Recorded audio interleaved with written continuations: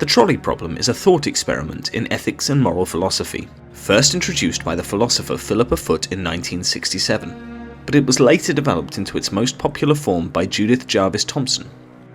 The basic setup of the problem is as follows. There is a runaway trolley moving down the railway tracks. Ahead on the tracks there are 5 people tied up and unable to move. The trolley is headed straight for them.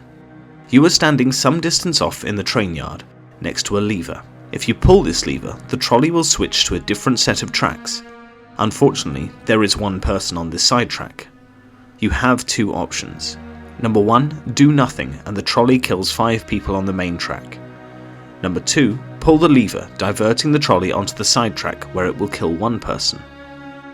The question is, what is the most ethical choice? This hypothetical situation presents a moral dilemma that brings into focus 2 principal ethical frameworks: consequentialism, or utilitarianism specifically, and deontological ethics. Utilitarianism would suggest that you should pull the lever, as this course of action would result in fewer deaths. This ethical framework holds that the best action is the one that maximizes overall happiness or utility. In this case, the death of 1 person is a terrible thing, but it is better than the death of 5 people. On the other hand, deontological ethics, which is primarily associated with Immanuel Kant, argues that certain actions are inherently right or wrong, regardless of their consequences.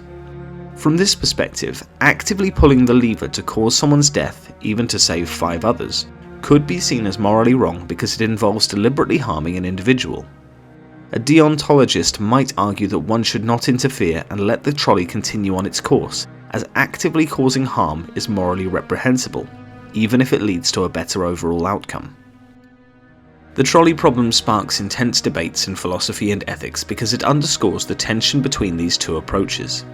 It forces us to confront the question of whether the ends justify the means, and challenges us to think critically about the principles that underlie our moral decisions.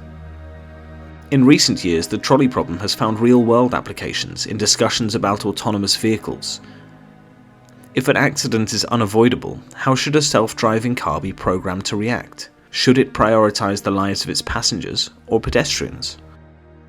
The discussion of these questions brings the trolley problem out of the realm of pure philosophy and into practical and life-critical decision-making.